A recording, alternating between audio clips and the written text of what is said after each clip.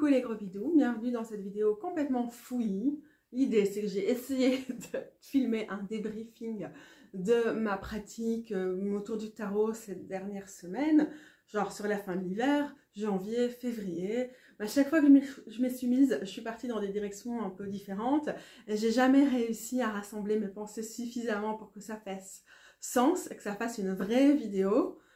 Et comme vous m'aviez demandé sur Instagram, quand je vous ai demandé de m'aider à choisir la prochaine vidéo que vous vouliez voir, et que tout le monde la vaste majorité a voté pour le débrief, je me suis sentie un peu coincée.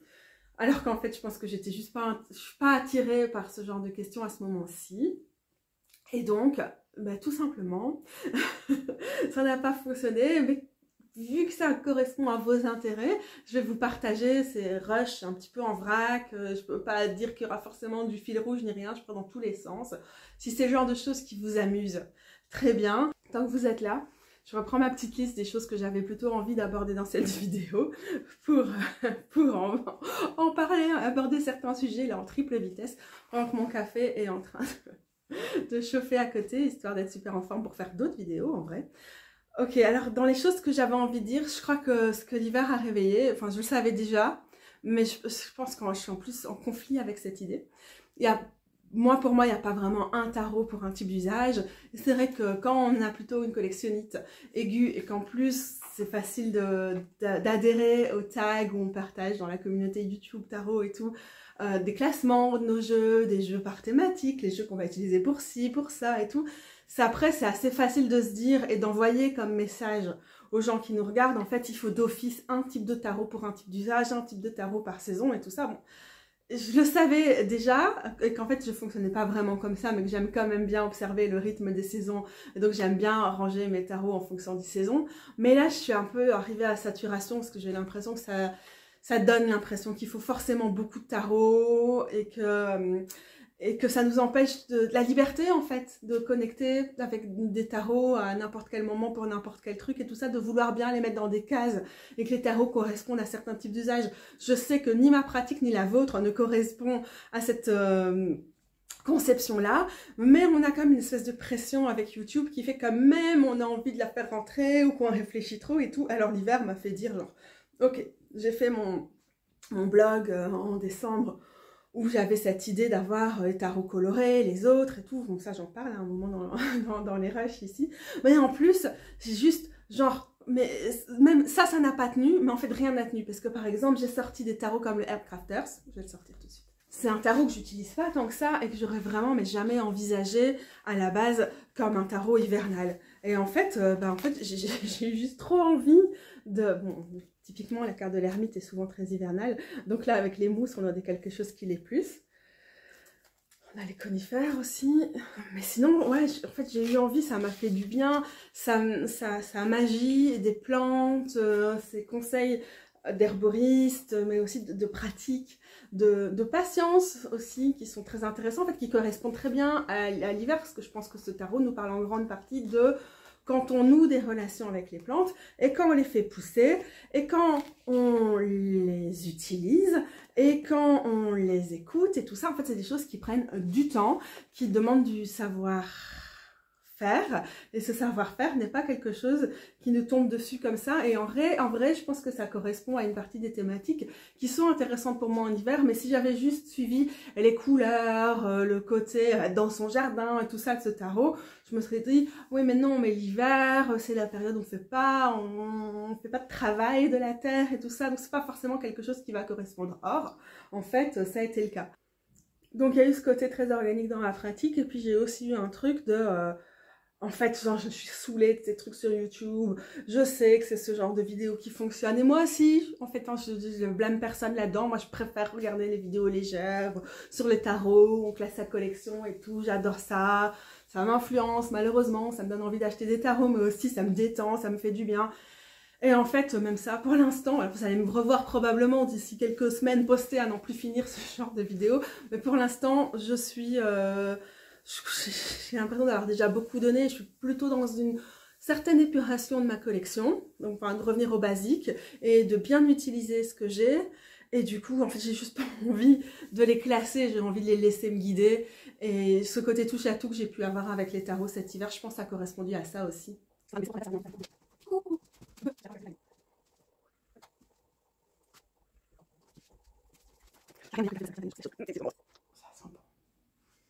Ça va me speedifier, vous allez voir, ça va pouvoir faire du montage tout le week-end. Là, ce que je trouvais intéressant quand même dans la classification des tarots, dans ce que souvent on envisage comme des tarots qui sont des tarots pour l'hiver, et pour vous dire ce qui fonctionne ou pas, et ce qui fonctionne ou pas pour moi, c'est qu'à côté des distinctions que vous allez voir hein, sur cette question, les tarots qui sont plutôt en hommage avec toutes les cultures païennes et tout le folklore aussi, au fait de célébrer la lumière, attirer la lumière, célébrer le fait qu'elle revienne dans les jours les plus longs, les plus courts de l'année. Donc ce qui m'invite à sortir des tarots très colorés. Puis on a ce côté, la nature est au repos, il n'y a plus grand chose qui se passe, il faut accepter aussi ces temps morts et tout ça. Et là viennent des tarots un peu plus dépouillés autour de ces pratiques-là. Mais ce qui m'a aussi intéressé, que peut-être moi j'ai moins de pratiques autour de ça, mais j'ai trouvé que ça, du coup ça ne s'est pas traduit dans mon choix de tarot, mais ça s'est quand même traduit dans ma pratique. Un des traits communs qu'on trouve souvent sur les traditions liées à l'hiver, en particulier dans les hivers rudes, plus ou moins rudes qu'on peut avoir dans l'hémisphère nord, et qu'on trouve dans les cultures indigènes, que ce soit dans nos régions, c'est-à-dire les peuplades celtes par exemple, ou ailleurs. On peut penser par exemple au témoignage de ce qui se fait encore et ce qui s'est fait dans des cultures amérindiennes. L'hiver, c'est le moment aussi pour l'éveiller autour du feu, où on met en commun, on raconte des histoires, et surtout dans ces cultures indigènes, par exemple les cultures celtes, hein, c'est un mot très très vague qui ne correspond pas à grand chose, mais disons ça comme ça, c'est des cultures orales et c'est pas des cultures écrites. Et donc la transmission de ce qui fait culture, de ce qui nous unit, et aussi de ce qui va nous permettre de faire communauté, c'est des choses qui se font de manière orale. Et pour retenir ce qui est oral, il faut aussi le répéter. Et donc on a cette idée de la narration, de raconter des histoires, de raconter des contes autour du feu pendant les longues soirées d'hiver, ou bien ces longues nuits en tout cas, ces longues périodes sans lumière où on ne peut pas faire grand chose, et puis encore maintenant, vous le savez, pour les sociétés qui sont plutôt des sociétés agraires, ou je viens du milieu agricole, donc voilà, je le vois année après année dans ma famille. On travaille beaucoup moins, on travaille plutôt à des questions administratives et tout ça pendant l'hiver, parce qu'il n'y a pas grand chose à faire à la ferme en hiver. Alors une fois qu'on a fini de nettoyer les machines, de faire toute la mécanique et tout ça, voilà, il n'y a plus rien d'autre à faire que d'attendre et de se focaliser sur d'autres types de tâches. Bon, l'entretien des machines étant très révolution industrielle, bonjour, et agriculture intensive, bonjour. Mais du coup, si le tarot nous aide à nous connecter à des pratiques plus ancestrales, et du coup, ce que je trouve intéressant là-dedans, c'est qu'on est dans le discours sur ça, sur les trucs, les choses païennes, les choses sorcières, les choses tarot, le spirituel et tout ça. Et ce que j'ai envie, c'est de vous parler maintenant de nos discours à l'heure actuelle. Et je ne suis pas en quête d'une vérité absolue de ce qui se passait à l'époque et tout ça, parce qu'il y a quand même beaucoup de choses un peu étranges et critiquables et tout ça là-dedans. Mais ce que j'aime, c'est ce que nous on raconte à l'heure actuelle, ce qu'on se raconte sur cette période-ci de l'année. Mais on se raconte aussi ça, on se raconte, ce qui est quand même en partie vérifiable, c'était le moment où on se racontait des choses, on se retrouvait autour du feu. Ce qui est intéressant, c'est comment ça a été traduit pour nous. En fait, en réalité, c'est des moments profondément communautaires qui allaient souder la communauté, parce qu'on allait se retrouver, qu'on allait se raconter des histoires qui font partie de qui on est, de ce qu'on a envie de transmettre, aux enfants. C'est des moments où, par exemple, on écoute davantage les aînés ou des choses comme ça. On y croit, enfin, quel que soit le niveau de reconstruction dans ce que nous on projette là-dessus, mais on a tout ça. Mais en vrai, qu'est-ce que c'est beaucoup devenu pour nous ces dernières années, et je me mets dans le nous, hein, mais complètement, c'est que ces trucs-là ont été déformés, surtout par une culture plutôt New Age, néolibérale et tout, en disant Du coup, bah, les mois d'hiver, c'est des mois propices à l'introspection, au repli sur soi, comme on retourne sous la terre, comme la petite semence, comme la graine.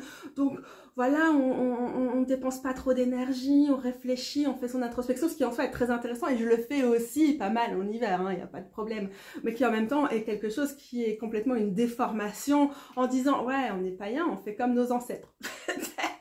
Les ancêtres, c'était des moments, attends, c'est froid, le feu, il vient pas comme ça, chauffer des endroits, c'est pas non plus super facile et tout, on est ensemble en fait. Et puis du coup, penser que c'est l'intérieur du foyer, c'est quoi le foyer, quoi? Est-ce que c'est de retrouver autour du feu, au milieu du village ou des fortifications et tout ça, parce que c'est le seul gros foyer pour des tonnes de gens? Ou alors est-ce que c'est ce qu'on entend maintenant, ou depuis, je sais pas moi, dans nos régions, disons depuis 2000 ans, quelque chose comme ça, plutôt quelque chose qui va être basé sur la famille nucléaire, et donc quand on dit « Ah, c'est un moment pour se retrouver, pour faire le bilan et tout », on entend en fait un idéal de famille tel qu'on le connaît aujourd'hui, c'est une fabrication du 19e siècle en fait. La famille nucléaire, c'est le modèle bourgeois du 19e siècle, un peu à la victorienne et tout ça, si vous voulez avoir des références culturelles qui font des tilts comme ça. Du coup, c'est intéressant que maintenant on se dise, l'hiver, c'est la magie du foyer, c'est le fait de se retrouver chez soi, d'être cosy et tout ça, et donc on cherche ça dans nos jeux. Ce que je cherche aussi et que je trouve très très cool, mais que souvent on se donne une espèce de justification plutôt ancestrale, alors que probablement, j'imagine, je sais, ok, j'ai étudié l'histoire, mais j'en sais pas plus que vous sur le sujet, je crois pas. Hein, surtout, j'ai pas du tout fait la préhistoire. À l'époque, c'était vraiment quelque chose de communal, de communautaire, d'une invitation, une transmission, et du coup, ça m'intéresse pas mal parce que moi j'ai été aussi à l'arrêt, j'ai pas été travailler dans mes champs là pendant l'hiver, j'ai laissé mes chantiers en cours au repos, genre sur quoi je suis en train d'écrire et tous ces trucs là, j'ai laissé les petites idées venir. Mais ce que j'ai fait, c'est que j'ai pris des textes que j'avais déjà écrits, pour certains déjà partagés, pour d'autres pas, et que je les ai mis en parole pour pouvoir les partager sur ma chaîne, parce que je sais que quelle que soit la raison, il y a une partie d'entre nous, moi y compris, qui préférons écouter ou qui n'avons pas d'autre choix que d'écouter plutôt que de lire. En termes d'accessibilité, je trouvais que c'était quand même important aussi de plus fréquemment venir sur ma chaîne pour mettre des textes en valeur et les partager d'une autre façon. Enfin, je sais pas si ça les met en valeur, je veux pas dire que je suis la meilleure lectrice du siècle, mais en tout cas ça m'amuse et ça me permet de leur donner une nouvelle vie et un nouveau format. Et j'ai trouvé que c'était en fait, en réfléchissant à ça, débriefer l'hiver, j'ai trouvé que c'était ce qui faisait le plus de sens en fait, d'offrir, de transmettre, de partager ma vision, puis de la laisser circuler, être déformée, être appropriée, être contestée et tout ça sur certaines cartes, comme par exemple ce que j'ai partagé sur la force. Alors j'en ai filmé plus, mais je crois que j'ai partagé que la force et le valet de bâton à l'heure où je suis en train de faire cette vidéo. Et voilà, en fait je trouve ça assez sympa, mais je trouve ça aussi intéressant comment on en vient à déformer les choses et à faire, alors mon usage du tarot dans ma pratique personnelle, en hiver c'est ça, ça, ça, en se basant sur des idées qu'on pense être des choses plus anciennes, mais qu'en fait, qui sont très imprégnées de notre fabriquée, construite par le contexte dans lequel on est, et donc un contexte néolibéral qui met l'accent sur l'individu, voire le ménage, la famille nucléaire. Je comprends pourquoi j'ai pas filmé la partie de la vidéo où je voulais parler de tout ça, parce qu'encore maintenant que je suis en train de refilmer, je trouve pas forcément que ça fait vraiment sens. Que j'ai vraiment réussi à coudre ça dans la structure de ce que j'avais l'intention de ramener. Mais bon. Voilà, c'était une réflexion en tout cas. Parce que je constate que écrire, raconter, partager autour du tarot en hiver, pour moi, c'est pas le timing. Quoique, ça dépend des années, c'est quand même un truc. Souvent, ça vient vers février, vers Imolc, que je recommence la création. Et là, du coup, ça a pris d'autres formes. Mais c'est plutôt ça que j'aurais envie de discuter, quoi, en parlant de pratique du tarot en hiver et tout ça. Hein. Donc, au risque d'être super décevante et du coup, de ne pas avoir envie de montrer tous mes tarots et oracles et dire j'ai fait ci, j'ai fait ça, qu'il y a un moment devient répétitif, quoi, quand on fait quand même des vidéos de débrief de temps en temps. Et ceci dit, maintenant, je vais vraiment vous laisser sur la partie de la vidéo où je vous montre des tarots et des trucs que j'ai reçus et tout, des trucs fun, quoi. Parce que il en faut un peu aussi. Maintenant, je vous ai lourdé. Et franchement, il n'y a pas de moralité hein, à ce que je racontais. J'avais juste envie de partager des idées que j'avais dans tous les sens. Vraiment, mais vraiment. Parce que parfois, je sais que j'arrive un peu en mode jugement. Alors, je vais donner mon avis sur tel ou tel sujet. Mais là, franchement, je me sens concernée par ce que je dis en mode de truc néolibéral, de mettre l'accent sur l'introspection, alors que si vraiment on se réclame de pratiques païennes qui auraient existé précédemment, alors cet accent sur l'individu et l'introspection et tout est complètement une construction récente. C'est pas pour cracher pour mais parce que j'ai parfois l'impression que c'est ce que mes vidéos peuvent donner comme impression, alors que je me comprends dans le tas quand je parle de la communauté ou de nos habitudes, communauté tarot ou spirituelle ou tous ces trucs, ou animistes. Mais voilà, je suis dans le tas hein. Et je me pose des questions.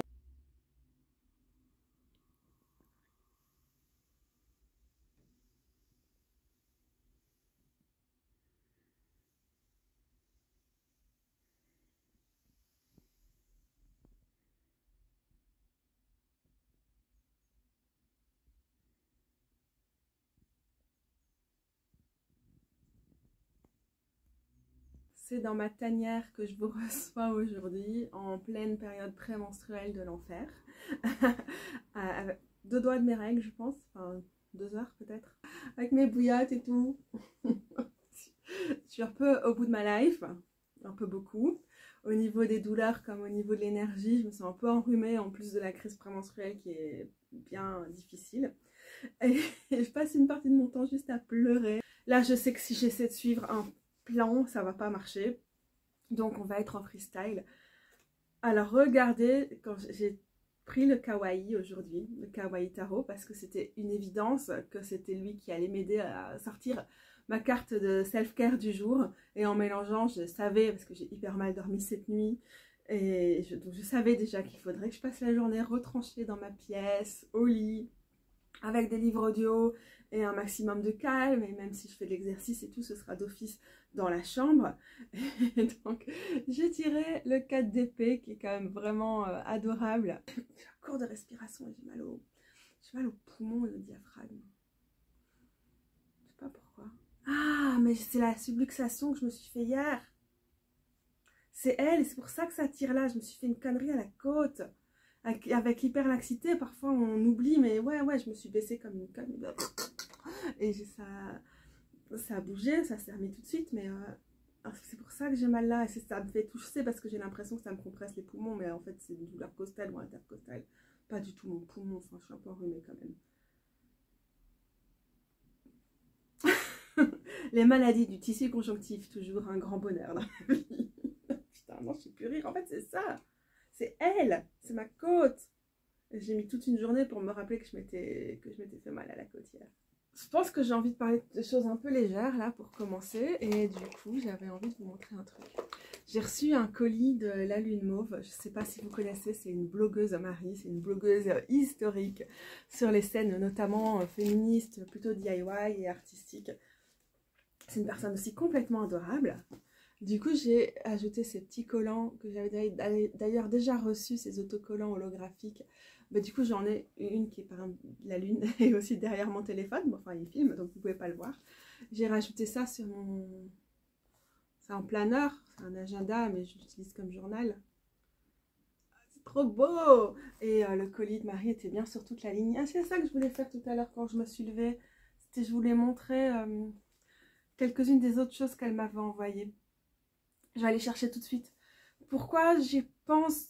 Parce que c'est tellement chouette d'échanger des colis avec Marie, mais aussi parce qu'elle a publié sur son Instagram des visites de son atelier et de ses projets autour des cartes de vœux et de ce qu'elle a créé et que du coup elle partage dans ses colis. Et donc c'est toujours chouette aussi de voir le processus derrière ce qu'on reçoit et je vous invite à aller voir, donc je mettrai les liens. Puis de toute façon, gros shout out au travail de Marie. Bon. Parce que ce serait quand même dommage de faire un trajet les mains vides. Je reviens avec plein de trucs à montrer. Je sens que ça va être fouillis total cette vidéo. Donc, j'ai envie de chercher des trucs divers. Mais d'abord, ce superbe... Et je le tiens à l'envers parce que la chimère, elle ne doit pas être dans ce sens-là. Attendez. Bon, je vais couper au montage le truc où pendant 3000 minutes, je me demande dans quel sens on le lit ou on ne le lit pas. Moi, je crois que je préfère ce dessin-ci, qui reviendrait en couverture. Mais du coup, dans quel sens je peux le porter? Ah oui, si je veux lui en couverture, la chimère, je vais le mettre à l'endroit. Alors, quelque part dans ma tête, j'ai envie qu'elle soit un peu chauve-souris, comme ça. C'est là qu'on voit à quel point je suis fatiguée. Donc, je la verrai bien à l'envers sur son truc. Ça me fait penser à la carte de la pendule. Marie m'a aussi envoyé un zine collaboratif pot pourri que j'ai trop hâte de dessiner. Surtout dans des périodes de crise prémenstruelle, c'est quand même la meilleure chose au monde à faire. Le coloriage. Sauf que j'ai essayé de faire ça en écoutant mon livre audio, là, il y a quelques minutes. Et que le résultat n'était pas terrible parce que je me suis fait plus mal. Alors voilà, dans les autocollants que fait Marie, on a vraiment des choses trop bien. Et qu'est-ce que je voulais dire? Ah, j'écoute comme bouquin, un bouquin de Pam Grossman qui s'appelle en anglais Wake Up the Witch. Déjà, j'adore, ça me fait penser à la chanson de Kate Bush. Ça a des connotations un peu difficiles, ça rappelle la torture par le manque de sommeil pour les femmes suspectées de sorcellerie. Je ne me pas suspectée entre guillemets, mais je voulais mettre sorcière entre guillemets. Du coup, j'ai lancé mes idées. Et j'adore cette chanson de Kate Bush, mais j'adore Kate Bush. Et bref, c'est des réflexions sur femmes, politique, art, un peu un truc comme ça. Le sous-titre fait penser à Rêver l'obscur de Starhawk, donc ça s'inscrit là-dedans. Mais même si la personne est sorcière, donc c'est pas du pur... genre à la Mona Chollet, là, la féministe, elle complètement au-dessus de tout ça, mais qui étudie la figure de la sorcière parce qu'elle n'est que figure, donc elle se définit comme sorcière. Pam Grossman, donc c'est différent. Excusez-moi, je vais réussir à faire des phrases. Et c'est une histoire culturelle de la sorcière, des sorcières, au niveau de la culture pop, dans l'art et dans l'histoire. Et au début, j'étais un peu sceptique, mais en fait, là, maintenant, je suis à fond dedans parce que je découvre des artistes que je connaissais pas. J'ai trop apprécié avoir son regard sur Pamela Colman Smith, qui a donc dessiné le deck du Wade Smith. Hein. Et enfin, donc j'étais aussi contente d'entendre quelqu'un qui remettait les pendules à l'heure sur le fait qu'arrêter de dire Rider-Waite, quoi. Genre, Rider, c'est juste l'éditeur. Comme on va arrêter de lui donner une importance prépondérante. Et remettons Pixie, donc Pamela Colman Smith au centre de ce travail. Voilà, ça m'a donné envie de re-regarder son taf, même si vous savez que il y a beaucoup de problèmes pour moi dans le Wade Smith, mais c'était chouette de connecter à cet art-là. J'ai découvert, comme j'ai pas beaucoup dormi cette nuit, j'ai aussi écouté mon livre audio cette nuit, et donc j'ai découvert plein d'artistes meufs vraiment top. Sur les derniers trucs que j'ai écoutés là, les trucs plus pop culture, peut-être ça m'intéresse un petit peu moins parce que c'est pas des choses que je regarde. Par exemple, je sais pas moi, Le Magicien d'Oz, Sabrina, beaucoup de choses qui sont des incontournables, je les connais pas forcément. Enfin bon, bref, j'avance bien dans ce bouquin là et c'est une bonne surprise. Je pense que je l'ai pris un peu par hasard à un moment où j'étais en balade et j'avais un crédit de livre audio et je me suis dit hop, on y va. Mais très belle surprise, et donc ça a été traduit en français. Alors évidemment, je ne sais pas ce que vaut la traduction, mais si ça vous intéresse en français, je mettrai les références en dessous. Je ne vais pas me casser le popotin à chercher ça maintenant. Et donc, tant qu'on est en train de parler de livres, le Flowering Wand de Sophie Strand a accompagné mon début d'année, puisqu'à la base, là, on est dans une vidéo de débriefing sur cette partie de l'hiver, là, janvier-février plutôt. Puisque je vous avais beaucoup fait le bilan du début de l'hiver pendant mes vlogs de décembre. Donc il y avait des réflexions sur mes jeux d'hiver et tout. Donc là c'est plutôt une réponse et un débriefing. Et j'attendais avec beaucoup d'impatience cet ouvrage de Sophie Strand parce que je suis une grande fan de son travail. Et je dois dire que c'était vraiment un bouquin que j'ai dévoré, qui m'a fait le plus grand bien. Pourquoi je dévore? Parce que si je finis pas un bouquin tout de suite, je le finis jamais. Donc quand je sais que c'est quelque chose que je veux lire depuis très longtemps, je me dégage quelques jours pour le lire à fond. Et c'était vraiment trop bien, mais je pense pas que j'ai les cuillères pour essayer de vous en parler. Et donc je vais vous remettre des liens en dessous sur le travail de Sophie, qui est une personne qui a aussi un CED. Donc déjà, il y a plein de choses qui sont intéressantes dans son approche pour moi de penser champignons comme du tissu conjonctif, que c'est. Mais du coup, quand on a un dysfonctionnement du tissu conjonctif, c'est aussi super intéressant. Et si vous avez regardé ma vidéo autour du Radiant Wilds Tarot, mais qui parle notamment des représentations dans le tarot et de comment j'évolue par rapport à des envies de représentation de masculinité queer ou non, mais sur un beaucoup plus large spectre, je pense que ce bouquin m'a quand même vraiment beaucoup influencé. Donc c'était un peu l'occasion de vous le montrer. Alors qu'avant, en fait, j'ai toujours un amour sans fin pour les tarots en non-mixité choisie, complètement. Mais j'ai aussi besoin de contrebalancer ça avec des tarots qui permettent quand même d'ouvrir le spectre des représentations de masculinité, parce que j'ai bien peur que sinon on s'enferme dans les masculinités hégémoniques et oppressives.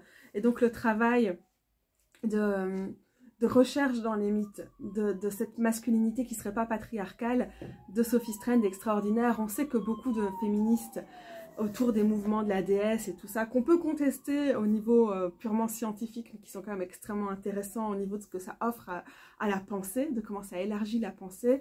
Ces mouvements-là ont beaucoup fait pour dire, et là il y a des religions matrilinéaires, ou enfin pas des religions, mais des modes de fonctionnement de société matrilinéaires avant que le patriarcat vienne bousiller tout ça. Et je pense qu'une partie du travail de Sophie, je dirais, c'est aussi de Sophie Strand, c'est aussi de montrer qu'en fait, il y avait d'autres formes de masculinité avant que le patriarcat vienne imposer un type de féminité, de masculinité qui était complètement destructeur. Et donc, dans cette façon d'explorer des mythes variés autour de ces figures de masculinité, comme par exemple Dionysos, on va prendre en arrière quelques-unes des choses évoquées, donc Jésus, Yeshua, Tristan, Merlin, les légendes du Grail, etc. Bon là c'est un peu Osiris.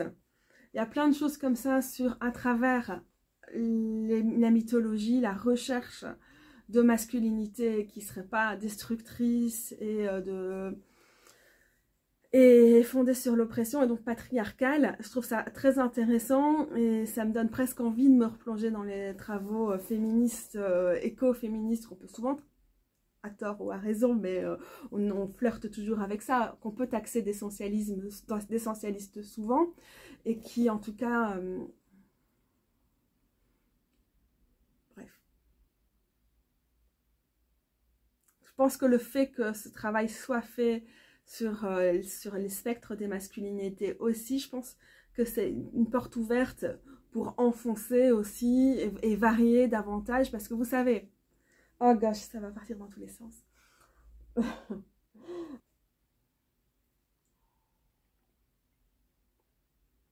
Je sais pas où je vais avoir coupé la partie précédente. Si je viens de finir une phrase au beau milieu, c'est parce qu'après je suis partie dans des trucs où il faudrait que je parle pendant des heures sur ces sujets qui m'intéressent beaucoup et que j'en parle bien. Et c'est pas en étant enrhumée, en ayant très peu dormi cette nuit et en étant en SPM que je vais réussir à le faire. Donc on va rester ici dans un débrief plus léger, puis on verra plus tard pour le reste.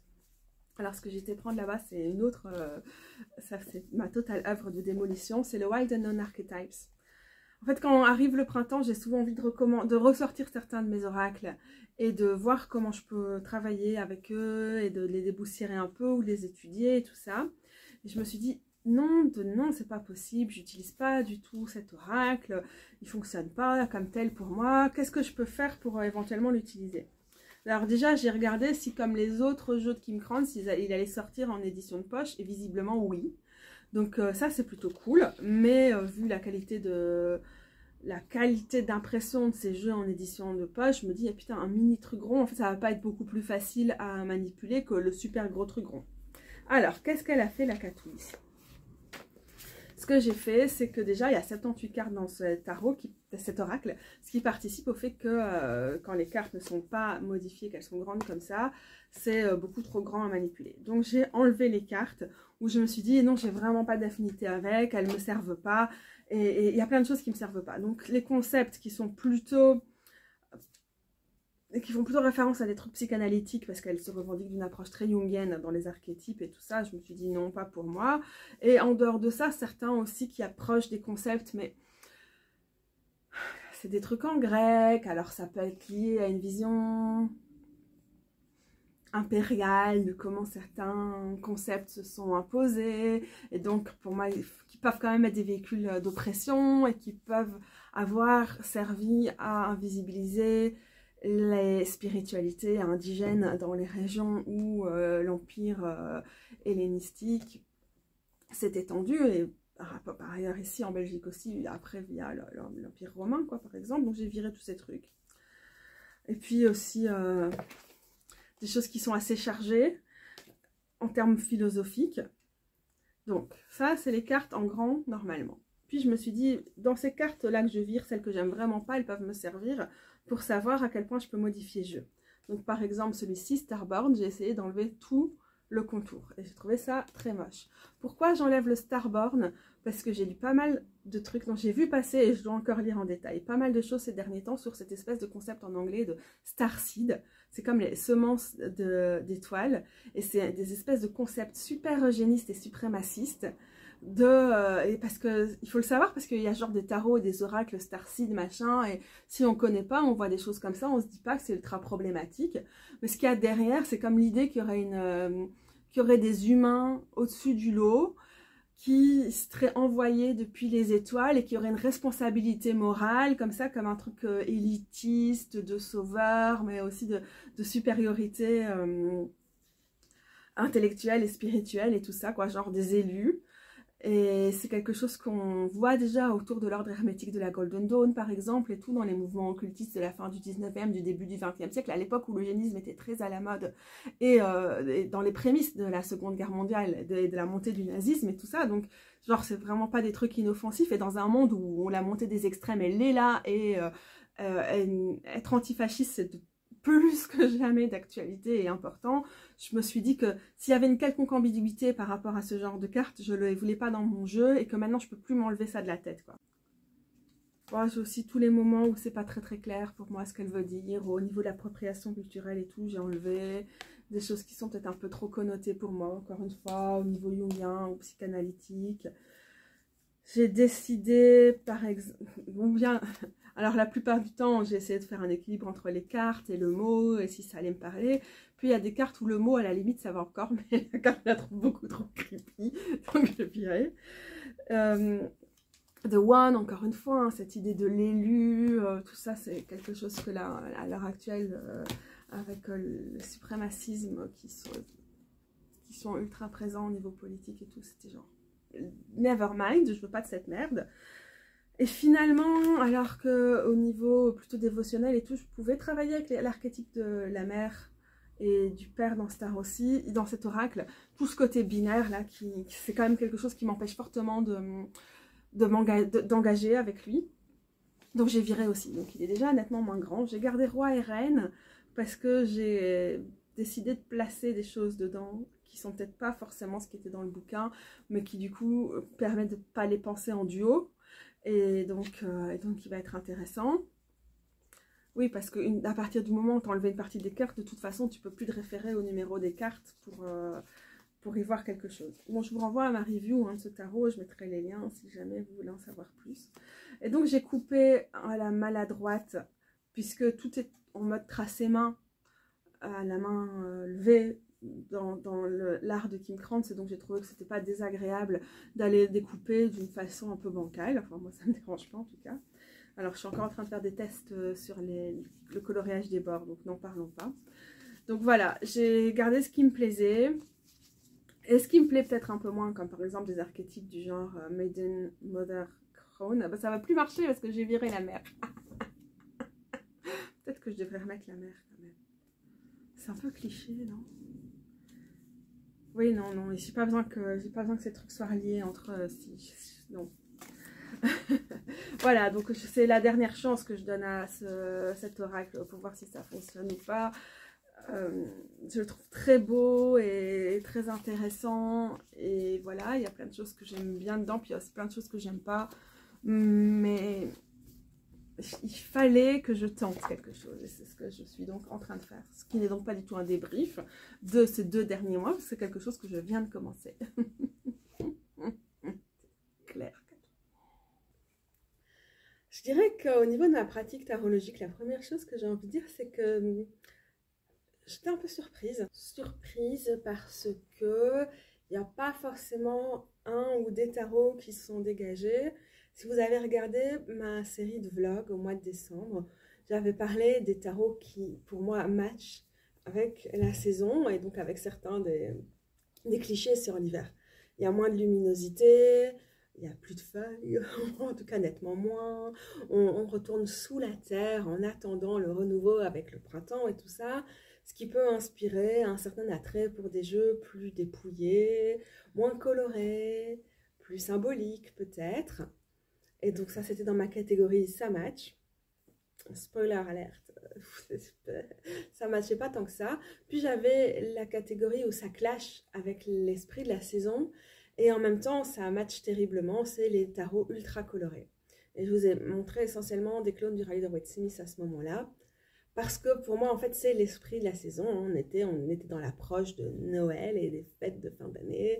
Et du coup, autour des traditions du solstice d'hiver, depuis les Saturnales et peut-être bien avant, cette idée de, dans le cœur de la nuit où les journées sont les plus courtes, appeler le soleil, célébrer la lumière, mettre de l'enchantement à travers ce côté coloré qui, en quelque sorte, c'est la quintessence maintenant, quoi. On est autour du carnaval, des nombreux carnavals. Et donc, en réalité, c'est quand même aussi assez traditionnel d'inviter la lumière, pas dans le sens on appelle le soleil à revenir et tout ça, mais aussi voilà, de participer à ajouter de la couleur, des choses plus joviales dans ces journées qui peuvent être beaucoup plus longues. Alors là, maintenant, je vous dis ça, on est début mars, les jours ont commencé à rallonger, on a beaucoup plus de luminosité, on a eu des journées super sombres, il fait encore très très froid, mais on a moins besoin de chercher ça dans les jeux.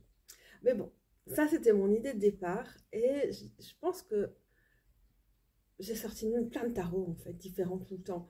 Il y a eu des moments genre, oh, je venais de recevoir la version indépendante, la version West Market du Fils Spirit Tarot. Ok, pendant 2 semaines, j'utilisais principalement lui et je l'ai un peu utilisé tout le temps, mais pas du tout, j'ai pas du tout utilisé que lui. Enfin, c'est un peu fidèle à ma relation avec ce tarot, aussi dans son édition indépendante depuis toutes ces dernières années. C'est un tarot, j'aime bien avoir dans le coin, mais qui je vais rarement l'utiliser très très longtemps. J'ai constaté aussi que, par exemple, le Next World Tarot, je l'ai assez peu utilisé en tirage quotidien parce que je l'utilise peu pour mes tirages au jour le jour. Mais, je prends la grande version. Je prends la grande version. Mais pour tout ce qui est plutôt des grands tirages, c'est à chaque fois lui qui est sorti. Donc on reste dans ces palettes plutôt colorées, thématiques un peu post-apocalyptiques, mettant l'accent sur la solidarité, mais aussi les tragédies qui se jouent. Les extinctions peut-être, sans doute, qui se jouent aussi. Alors ça, c'est un tarot que j'utilise vraiment pas souvent. C'est le Erdkrafter. Et en même temps, c'est typiquement pas ce qu'on dirait un tarot d'hiver, puisque la plupart des plantes qu'on voit dessus, c'est dans leur période de floraison, ou leur période assez d'épanouissement, disons, pleine de vie. On ne veut pas la période où on n'a que la petite semence, quoi. Et pourtant, c'est un tarot qui, ici, au mois de février, janvier, m'a accompagné, pas tous les jours, mais pour les tirages du jour, quand même, assez souvent. Il était dans les parages. Bon, globalement, on est plus quand même sur ce type de tarot coloré, je dois dire, donc pas mal dont je vous ai déjà parlé, que je vais quand même sortir ici. Hop, pas lui. Hop. Ça, c'est le Tarot Cards for Modern Goddesses, dans sa version italienne. Très Waite-Smith, très coloré, très chouette. J'ai eu mes phases, encore une fois, c'est pareil. C'est pas du tout un truc qui m'accompagnait tout le temps. Mais j'ai passé des bons moments avec lui, surtout début janvier, quand j'avais plus... j'ai toujours eu des problèmes au niveau des dents et tout ça ces derniers mois, mais quand j'en avais plus, il était bien, simple, facile d'accès. Le Radiant Wilds, dont j'ai fait une pseudo-review. qui était surtout prétexte à vous parler de pas mal de choses. Donc encore une fois, extrêmement coloré. Dans les tarots, en fait, assez peu coloré, justement, peut-être plus en phase avec l'hiver, mais qu'en fait, c'est pour moi un tarot qui va correspondre à tout type de situation et tout au long de l'année, le Holo Valley. Il y a des semaines où j'ai travaillé essentiellement avec lui, et en tout cas, il y a rarement des semaines où je ne l'ai pas sorti du tout. Ça dépend des moments, des phases dans lesquelles je suis. Je trouve qu'il m'accompagne bien dans les processus créatifs, en particulier autour de l'écriture. Donc quand c'est des moments où j'écris moins, où je lis moins, il va un peu moins me suivre. Mais voilà, c'était souvent. Non mais je vais continuer hein, parce qu'il y en a plein. Et alors là, au mois de février, là, depuis Molk, la Chandeleur, progressivement, quelqu'un d'autre a fait son retour. Le Gentle Tarot, que j'avais remisé dans le courant de l'automne, en mode, ça reste quand même plus un tarot d'été pour moi. Je pense qu'il va falloir attendre pour repasser du temps avec lui, mais non, avec ses couleurs et son côté, pour moi, très très estival dans les couleurs, les phases de floraison aussi qui sont mises en avant.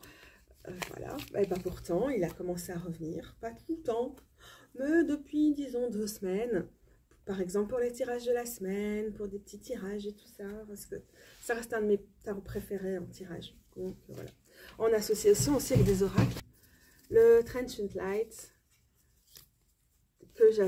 dont j'avais dit, bon, bah, dans ceux qui sont un tout petit peu plus dépouillés au niveau de la palette de couleurs et aussi de tout ce qu'il y a sur les illustrations, c'est certainement un tarot que je vais enfin pouvoir utiliser en hiver.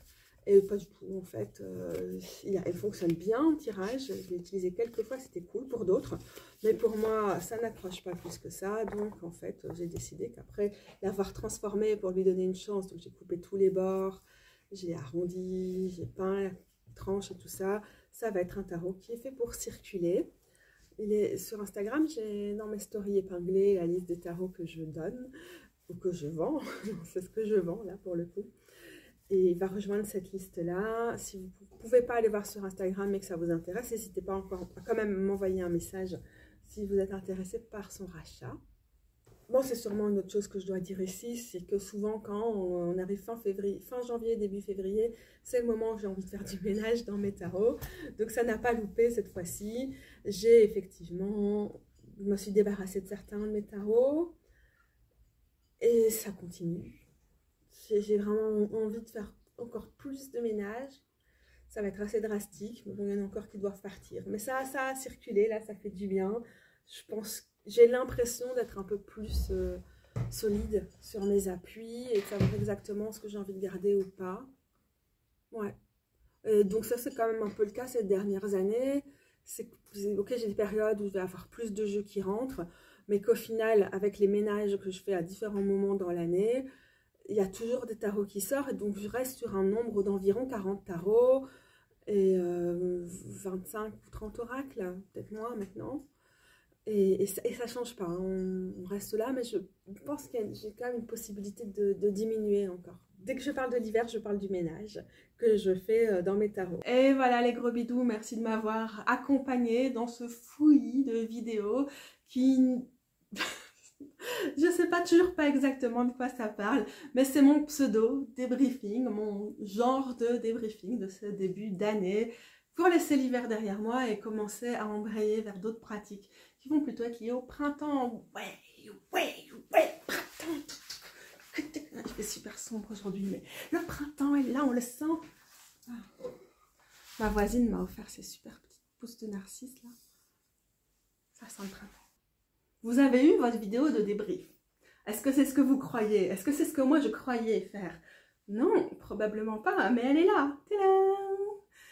À bientôt les gros bidous, bisous bisous, les gros bidous, minou minou.